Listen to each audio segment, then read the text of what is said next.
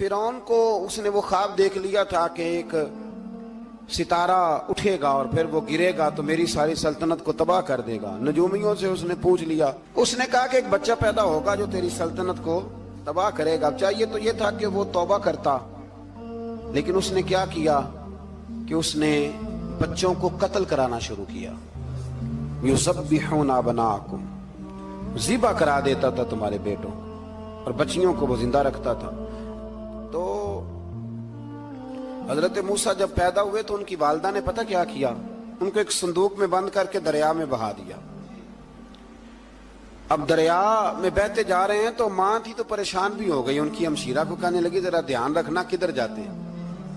हजरत मूसा अलैहिस्सलाम दरिया में बहते बहते ना फिरौन ने ना दरिया के किनारे मकान बनाया हुआ था। आपको पता है बादशाहों का ज़ौक होता है, आजकल हमारे जो हुक्मरान हैं उन्होंने उसका नाम फार्म हाउस रखा हुआ है, मेरा फार्म हाउस, और पुराने जमाने में लोग डेरा कहते थे।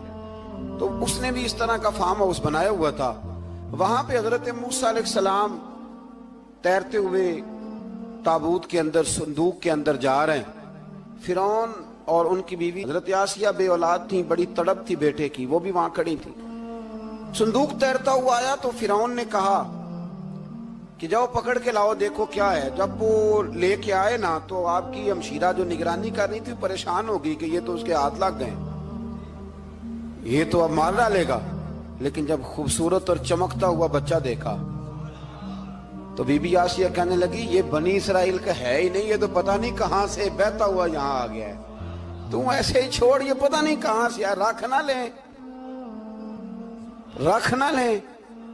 तो हजरत मूसा अलैहिस्सलाम वो कहने लगा नहीं उन्हीं के हैं, मूसा अलैहिस्सलाम उसी के हैं। तो आसिया कहने लगी तेरे तो सर पे ना बस भूत ही सवार हो गया, हर वक्त वही लोग तुझे याद रहते, ये पता नहीं कहां से बह के आया।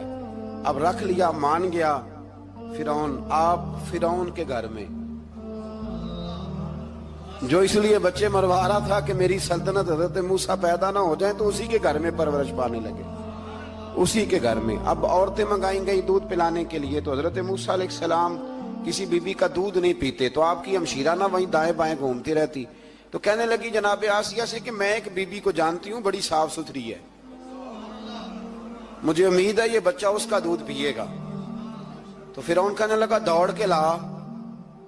तो वो अपनी वालदा को लेके आई तो हजरत मूसा ने फौरन दूध पीना शुरू कर दिया। फिरौन को फिर थोड़ा शक हुआ।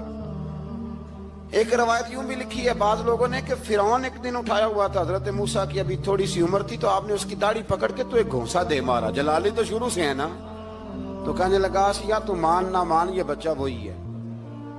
तो हजरत बीबी आसिया कहने लगी कि तुझे गलत फहमी है, ये वो नहीं है। उसने कहा देखो ना, ये तू उठाती है तो प्यार करता है, और मेरे जब करीब आता है तो इसके लबो लहजे में मैं तलखी महसूस करता हूँ। उसने कहा बच्चों को क्या पता। खैर एक तरफ उसने खाने पीने की चीजें रख दी, एक तरफ अंगारे रख दिए। वो भी हजरत आसिया कहती हैं कि तुझे समझ आए बच्चे बच्चे होते हैं।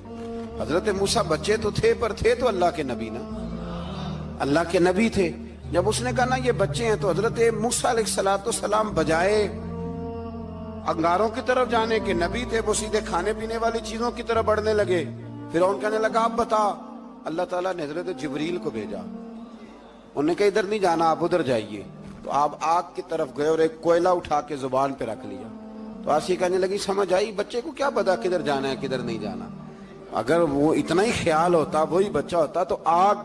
और बाद मुफस्सिरीन ने लिखा है ये जो हजरत मूसा दुआ मांगते थे ना, रब्बी शरह ली सदरी व यस्सिर ली अमरी, ये वो आग का अंगारा जब कोयला मुंह में रखा था ना, तो उसकी वजह से जुबान में कुछ लुकनत आ गई।